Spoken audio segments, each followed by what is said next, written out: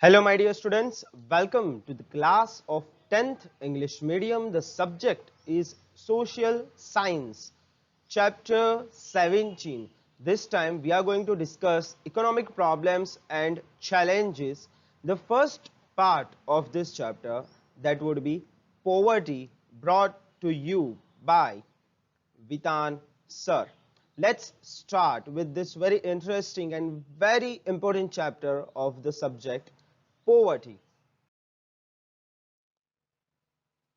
Now, a large number of people are deprived of satisfying their basic and essential requirements of the life, such as food, clothes, shelter, education, and health services. So, we call these people as poor, and the situation is known as comprehensive poverty. So the people suffering from comprehensive poverty are called poor.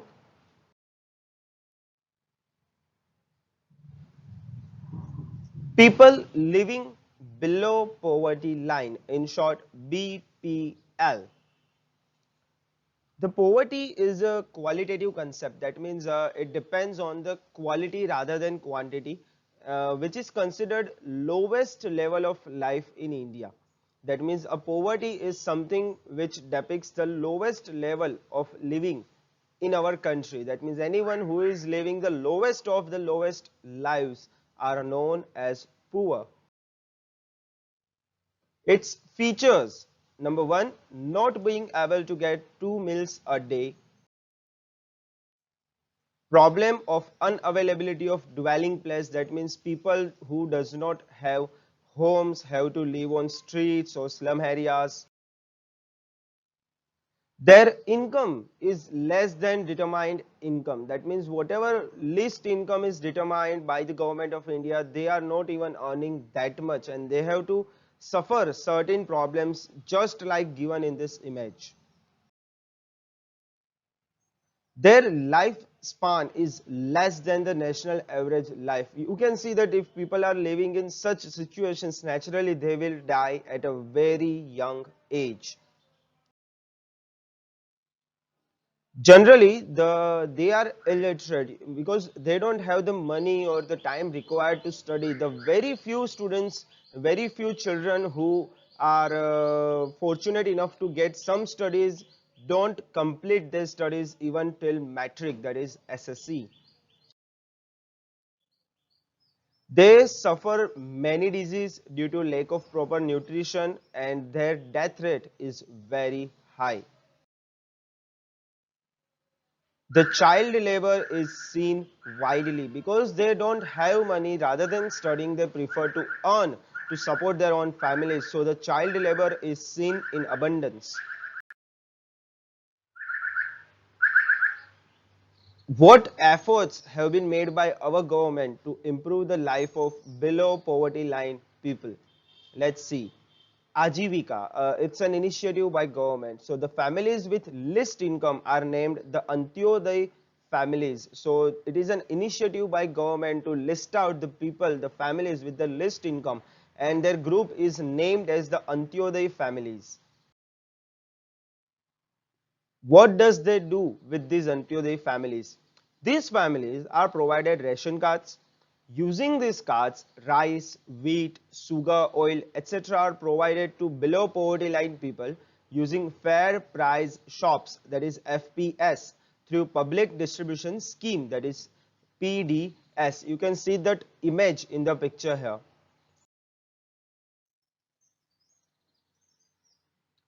The concept of poverty was first given by director of World Health Organization.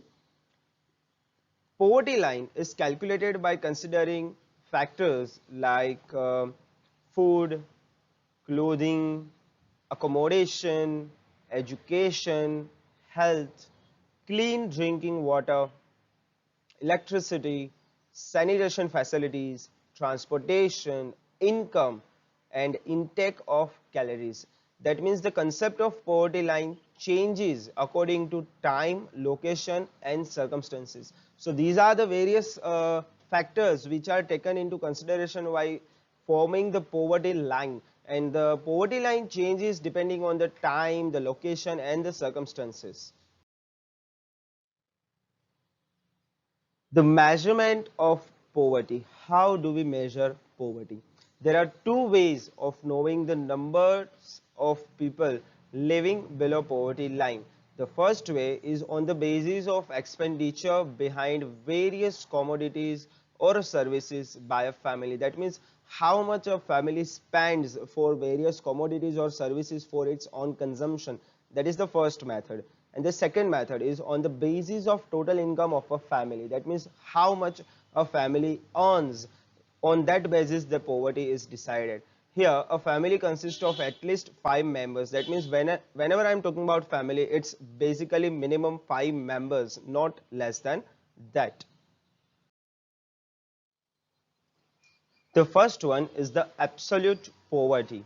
Now, when we talk about absolute poverty, those people of the society who are not able to even purchase the basic necessities of life like food grains, pulses, milk, vegetables at lowest market rate are said to be absolutely poor. That means even at the lowest possible market rates, they are not able to purchase their basic necessities.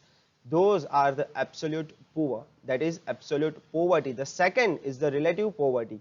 A society has different income groups, amongst which some has lower income compared to other people with the higher income. So these groups with lower income are called relative poor compared with higher income groups. That means compared to Ambani, I am poor, and compared to me, some person living in a slum would be poorer.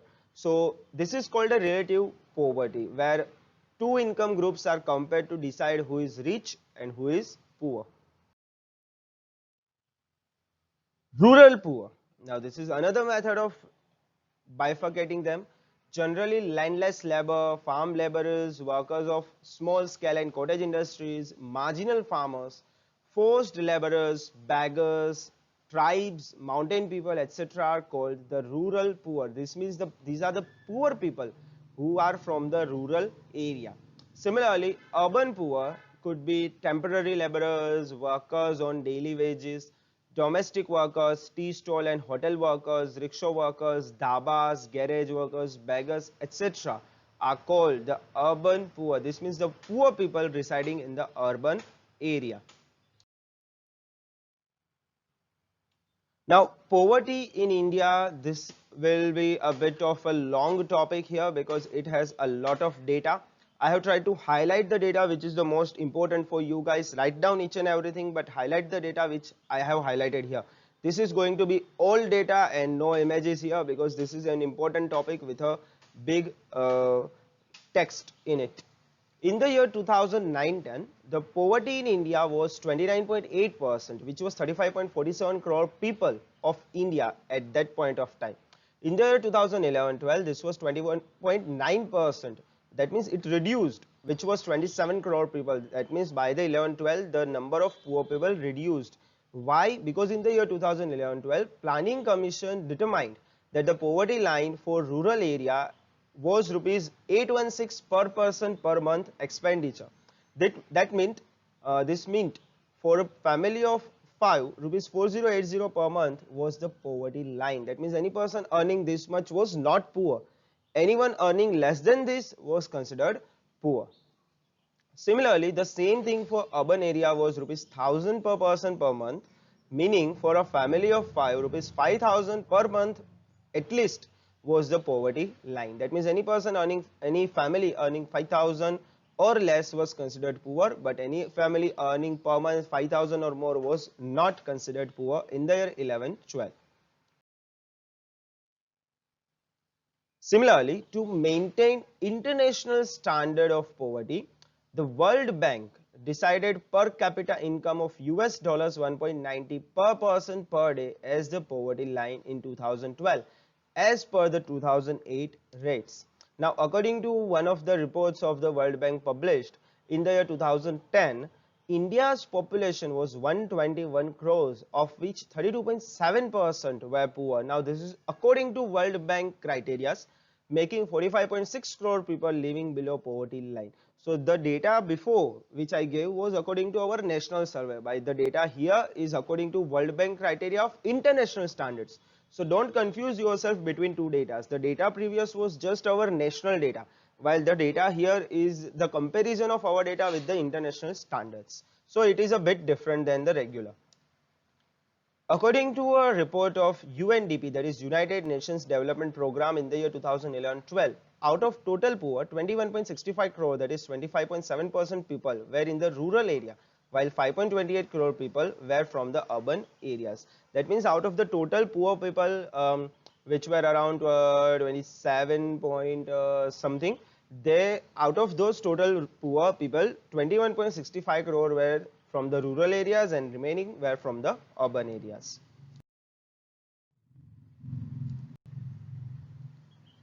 Chhattisgarh with 36.93 population is the poorest state in India, whereas Goa with only 5.09% population is the least poor state of India. In Gujarat, the proportion of poverty is 16.63%. Chhattisgarh, Assam, UP, Manipur, Bihar, Arunachal Pradesh, Jharkhand, Orissa, etc. states have more than 30% of the poor out of the total population. So these are the states with more than 30% poverty. India has great amount of natural resources, but lack of sense regarding the optimum utilization either leaves them unused or overused to the brink of destruction. Thus, we can say that poor live in the wealthy India. Now, this is one of the most important statements, poor live in the wealthy India, which has been asked to be explained many times in your board exams. So, remember this paragraph. Reasons of poverty. Now, this is an important point here. Decrease in agricultural income due to lack of development. So because we concentrated heavily on the industries, the agriculture was not developed, which reduced the agricultural income, creating poverty. Lack of alternative employment, that means employment apart from agriculture, and also its knowledge, education and skills.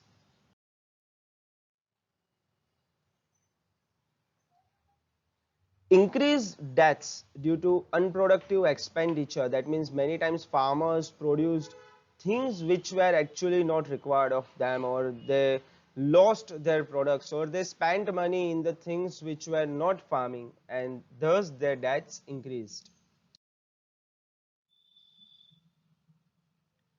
Illiteracy, exploitation, injustice, lack of government information, all of these things together has choked the throats of farmers towards suicide and deaths and indebtedness. The defects in the formation of economic policy was one of the major flaws of the agriculture sector, that against the huge production given by agriculture, a very meager, a small amount of returns were given to them, which destroyed the backbone of the agriculture economy. Apart from that, the encouraged production of cash crops actually reduced the production of necessities, which inflated the rates of grains, pulses and etc. things which were actually necessary for the livelihood. So the cash crops which just gave you cash reduced the production of the things which you actually ate. So that was a great damage to the poverty. With economic reforms, the rural economy collapsed. Cottage and small-scale industries were destroyed, and the migration of people from village to cities was seen for the sake of employment.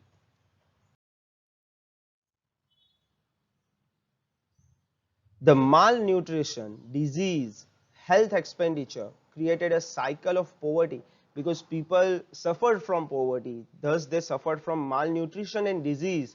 So they had to spend their all money for the sake of the health care, which again created the excessive amount of poverty, again creating the same cycle again and again and again. With the change in technology, the traditional methods of doing business, the farming, the agriculture were utterly destroyed. And the technology requires a huge funds, while the traditional businesses, the traditional methods did not require such funds. So initially the poverty were increased due to the increase in technology.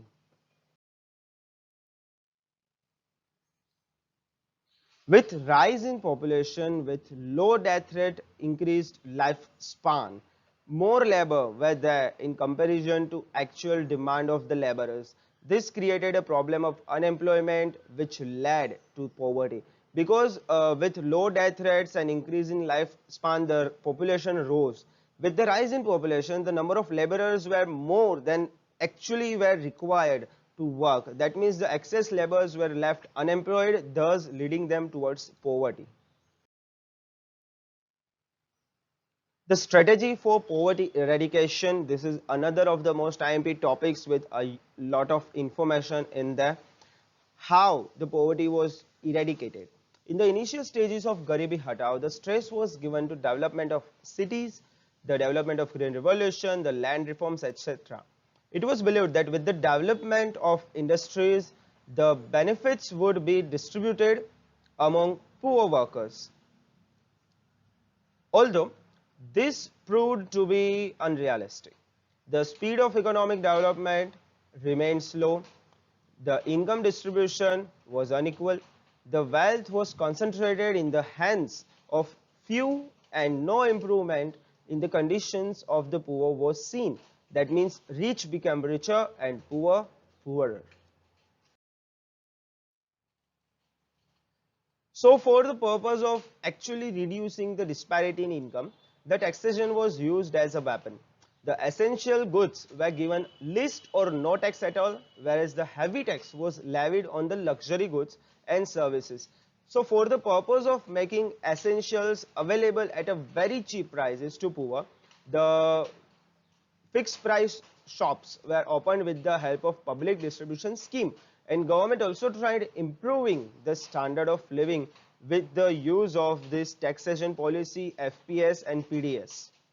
Thus we can say that the government has tried to reduce the use of luxury goods utilized by the rich, and any resources which were available with the reduced usage of luxury goods were diverted towards the production of the essential necessities, so to make them available to poor at a very cheap prices. That means the resources used for luxury goods were now used for essentials, so more production of essential goods were done, so that way they could be available at the low cost, which can ensure a better standard of living for the poor people.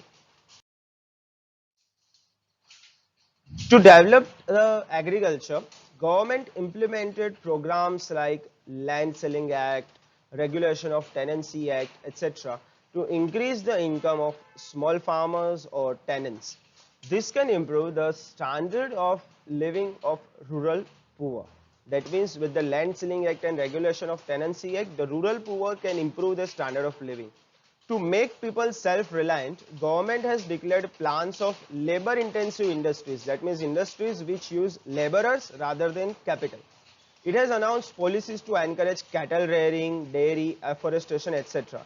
It has also declared policies for helping cottage, small-scale, household and handicraft industries. The education, training and skill development has started to provide employment to rural youth. Self-employment has been implemented, that way the rural youth, the people of the rural areas can get self-employed, earn income and reduce their poverty. The government has improved the structure of education, health, residence, employment, family planning, communication, etc. It has also improved irrigation, roads, crop protection, bank loans for seed and fertilizers, etc. The employment has been created at home itself. So to stop migration towards cities from the villages, the schools of secondary and higher secondary have been started at villages or at a very close distance from the villages, so that children can attend to these schools, gain education, gain employment and reduce their poverty. The colleges in nearby cities have been created to provide vocational education along with economic helps like scholarship, reduced fees for girls, etc. have been provided. Along with that, the women empowerment is initiated to make them self-reliant. That means the women should be made self-reliant, self-dependent using the women empowerment. Poverty Alleviation Program, that is P.A.P. These programs could be divided into different 5 sections. Number 1, wage-based employment program, self-employment program, program related to food security, programs related to social security, and programs of elimination of poverty in urban area. So various programs have been explained in detail as follows. The various programs for poverty alleviation have been explained as follows. Let us try to understand each and every programs one by one. The first one is the Pradhan Mantri Krishi Sinchai Yojna PMKSY. For the improvement of irrigation facilities, this Yojna has been implemented. Irrigation like drip, horizontal, vertical, etc. should be used for the sake of improved production. Check dams, small, medium and large size dams should be made to combat the problem of water shortage in the fields. The second is the Prime Minister Farm Safety Insurance Plan, that is PMKSY. With the improvement of farm insurance, farmers could be helped during the times of calamities. That means with the help of farm insurances, during the times of calamities, for example, which is going on right now in the country of excessive raining, the helps, the financial, economical helps could be given to farmers. Bonus on purchase and concession on loss have been given to the farmers. That means if farmers are purchasing certain crops, for example cotton, then bonus are given on them, and if farmers suffer losses by purchase of certain crops or due to some calamities, then concessions have been given to them. National Drinking Water Program, that is NDWP, providing water to every field, improving canals, stopping soil erosion, prevention of salinity in water, etc. have been done under this program. Digging of ponds, watershed development, construction of tanks, rainwater harvesting, afforestation, planting of trees and revitalization of check dams have also been undertaken in the head of this program. This helps in getting employment as well as clear drinking water. The state government provides low-rate finances for farming and cattle rearing, whereas the Gujarat government has organized poverty welfare fairs for helping farmers become self-reliant. E-NAM scheme. Under the E-NAM scheme, setting up of online agricultural market through which farmers can list their own products, which could be purchased directly by the highest bidders, is enabled. The main aim of the scheme is to save farmers from brokers, agents and middlemen who take away the maximum profit share which actually belongs to farmers. It is believed that with this scheme, the basic income of farmers will increase as they will get the best price possible for their crops without actually paying any middleman any costs. That means the aim of this scheme is to give the farmers whatever they desire, give the farmers their actual compensation against the selling of their produce. From Gramodaya to Bharat Uday. Now, what is actually covered under this Gramodaya to Bharat Uday?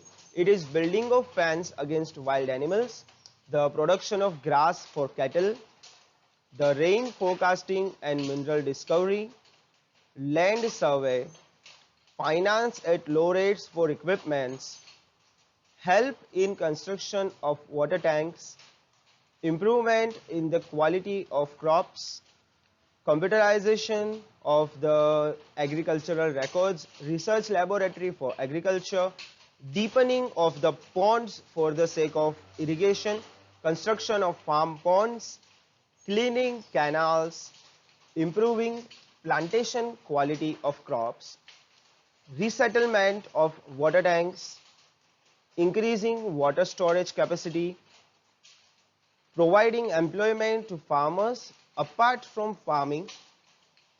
Permanent property is set up to help in rural development.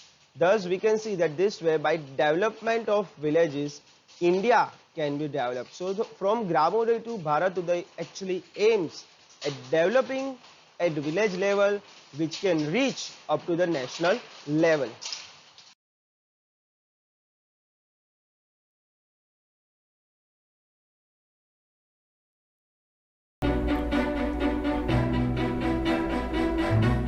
बिजली आज की दुनिया में तरक्की का आधार है। ऐसे में गांवों को तरक्की की रफ्तार में साथ लेने के लिए हर गांव तक बिजली पहुंचाने का प्रण केंद्र सरकार ने किया है। इसके लिए केंद्र सरकार ने दीनदयाल उपाध्याय ग्राम ज्योति योजना की शुरुआत की है, ताकि कृषि और गैर कृषि क्षेत्र में इस्तेमाल हो रही ऊर्जा को अलग किया जा सके, गांव में ऊर्जा वितरण का तंत्र दुरुस्त किया जा सके और हर गांव के हर घर में बिजली का कनेक्शन मुहैया कराया जा सके। इस काम को रफ्तार देने के लिए केंद्र सरकार ने 1000 दिनों के भीतर यानी 1 मई 2018 तक 18,452 ऐसे गांवों तक बिजली पहुंचाने का लक्ष्य तय किया है, जहां आज तक बिजली नहीं पहुंच पाई है। दीनदयाल उपाध्याय ग्राम ज्योति योजना की शुरुआत को ज्यादा वक्त नहीं हुआ, लेकिन इसके तहत अभी तक 7,445 गांवों को रोशन किया जा चुका है। हर गांव के हर घर तक बिजली पहुंचाने की इस योजना को तेज करने के लिए ग्राम विद्युत अभियान के जरिए निगरानी की जा रही है। दीनदयाल उपाध्याय ग्राम ज्योति योजना के तहत ऊर्जा मंत्रालय ने 921 परियोजनाओं को मंजूरी दी है, ताकि देश की 1,21,225 बिन बिजली वाले गांवों को रोशन किया जा सके। आधे अधूरे बिजली की सुविधा वाले 5,92,779 गांवों के लिए गहन विद्युतीकरण का काम किया जा रहा है और गांव के 397.45 लाख बीपीएल परिवारों को मुफ्त बिजली के कनेक्शन दिए गए हैं। हर गांव तक बिजली की पहुंच बनाने के लिए सरकार ने बिजली के वितरण पर खास ध्यान दिया है और इस साल ट्रांसमिशन लाइन में अब तक की सबसे अधिक बढ़ोतरी हुई है। साल 2013-14 में जहां देश में ट्रांसमिशन लाइन 16,743 सर्किट किलोमीटर था, तो वहीं साल 2015-16 में इसे और गति देकर 28,114 सर्किट किलोमीटर तक कर दिया गया है। जाहिर है केंद्र सरकार की कोशिश है कि देश के किसी भी गांव का कोई भी घर अंधेरा न रहे। देश के हर लड़के लड़की को वक्त पर पढ़ने लिखने और तकनीक से जुड़ने के लिए बिजली मिले, क्योंकि गांव बढ़ेंगे तभी देश भी बढ़ेगा। Manjeet Thakur, DD news.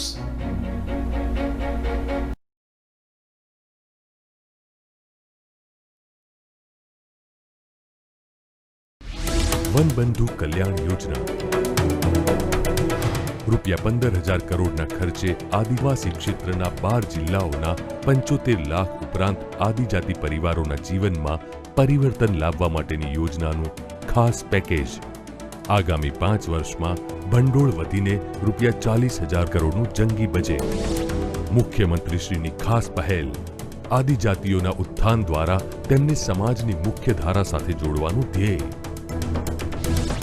આદિજાતિ વિસ્તારોમાં 12માસી રસ્તા જોડાણો, ઘર વિહોણા લોકોને રહેઠાણ એકમોની સુવિધા, ઉચ્ચ શિક્ષણ, આદિજાતિ વિસ્તારોમાં સ્વચ્છ પીવાના પાણીનો પુરવઠો, દરેક આદિજાતિ પરિવારની આવક બમણી કરવાનું લક્ષ્ય। 4.5 લાખ પરિવારોની આવક વધી।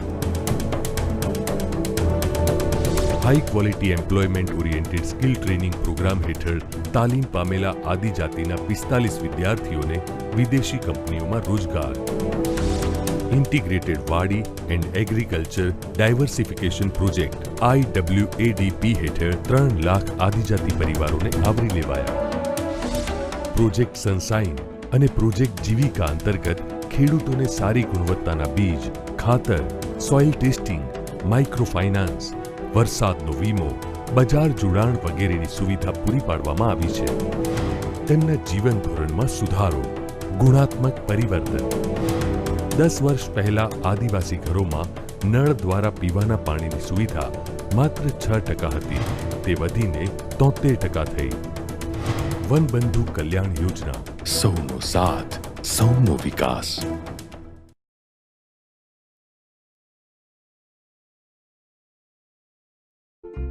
Swissay defines the reasons why organic farming ends hunger. Elizabeth Agola from Kenya has converted to organic farming.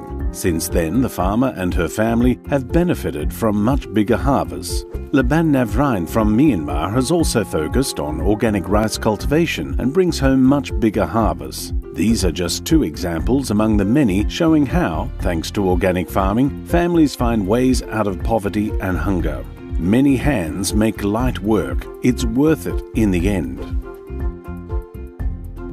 Organic farming puts more carbon from the atmosphere back in the ground. This helps alleviate the impact of climate change. Carbon deposits in organically cultivated soil are 3.5 tonnes per hectare higher on average than in conventionally farmed land. Animals also feel good where plants grow in a stable eco-environment. Healthy activity prevails on organically cultivated fields. Bees, butterflies, bumblebees and other insects act as natural pollinators for the flowers and plants. Species diversity is 30% higher on average than for conventional cultivation. The organic farmer dispenses with toxic pesticides that pollute plants, the soil and water. They know sustainable methods that protect cultures from pests and disease. For example, Elizabeth Agola from Kenya uses beneficial insects to combat pests, and Laban Navrain from Myanmar knows which fish he has to use in the rice fields to protect the rice from parasites. Farmers in developing countries earn a higher income from organic products as they need to spend less money on seed, pesticides and fertilizers. Organic farmers need fewer loans and reduce the risk of getting into debt. Organic farmers use green manures. They use their animals' manure to produce valuable fertilizer more cheaply themselves. Conventional agriculture causes soil depletion in the long term. This is not the case with organic farming. Healthy soil has more microbes and can store moisture more easily. Erosion has no chance here. The facts speak for themselves. Hunger is biodegradable worldwide. Chief Minister Village Road Scheme CMVRS. Villages are connected with other villages, towns and main roads to facilitate smooth transportation of goods through and from other villages. That means this scheme connects our villages with other villages, towns and main roads through small connective roads. Sansad Adarsh Gram Yojna SAGY. Main objective here is to stop migration of people from villages to town. For this, Member of Parliaments, that is MPs, improve education, health and employment facilities in the villages of their own constituencies, creating ideal village. They also create public assets, take care of the cultural heritage, create employment through social harmony and develop humans. Ma Annapurna Yojna. This is one of most important schemes for filling the empty stomachs of poor. Absolute poor are given 35 kg food grains free per family per month by the Gujarat government. The poor of middle class are given 5 kg grains at very low cost, in which wheat at 2 rupees per kg, rice at 3 per kg, etc. are given. 3.82 crore people are covered under this scheme, getting benefits of food security from fair price shops. This enables the poor to save up money from food and utilize it for other means to improve their standard of living.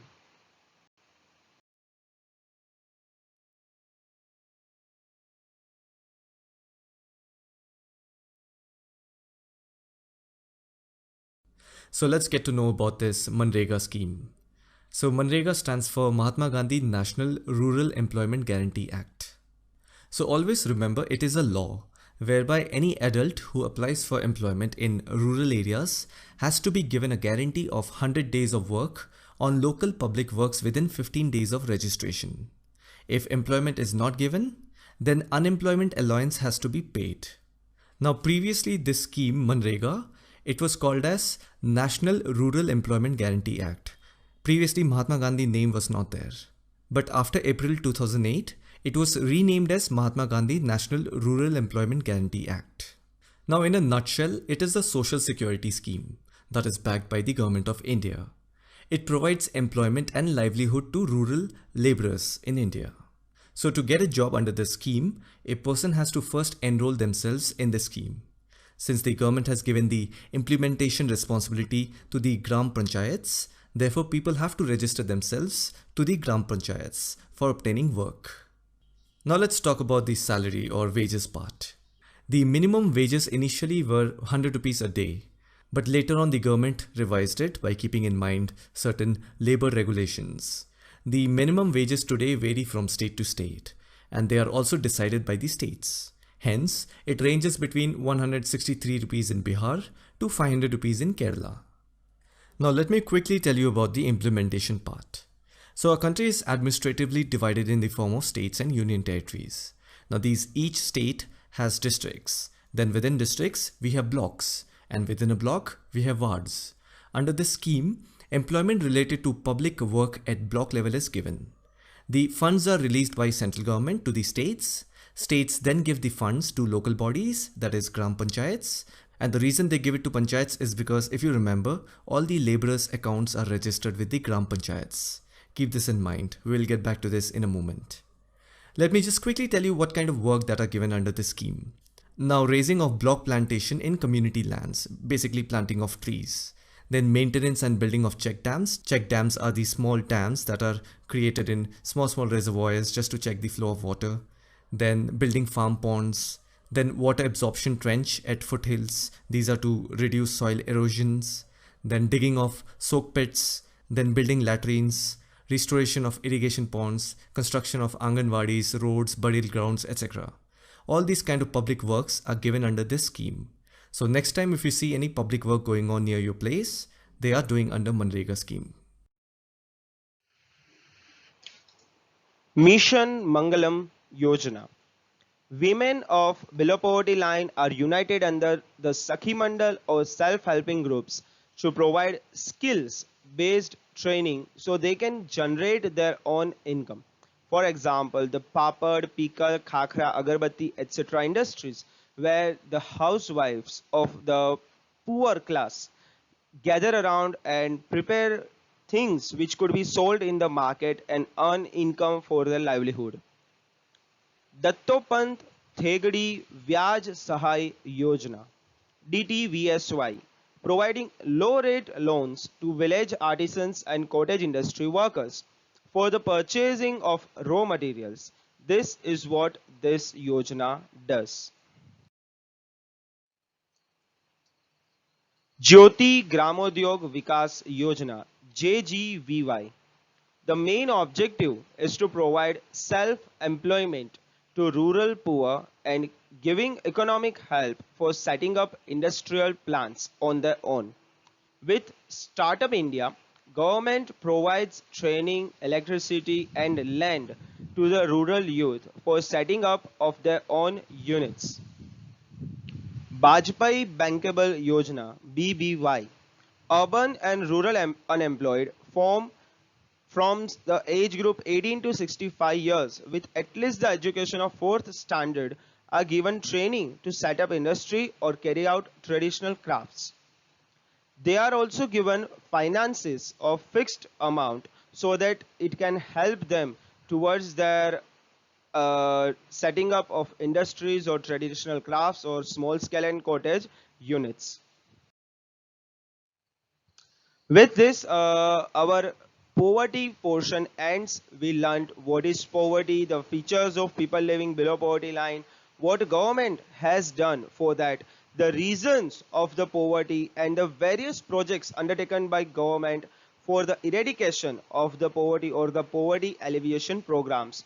We have understood all of these topics in great detail with audio, visuals, pictures, and videos. Now, in the next video, I will be taking the topic of unemployment from the same chapter.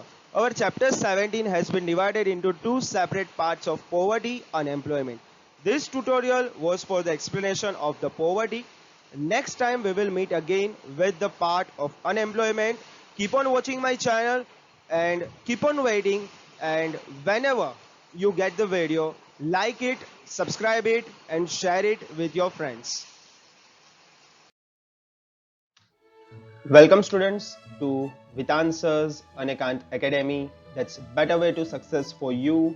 I am Vitan Vora and I teach accountancy, statistics and social science. You can contact me on my cell number 919426310184. Please give a sub to my channel and also check out my other video playlist which you can see on the screen. Thank you and I will see you in the next video.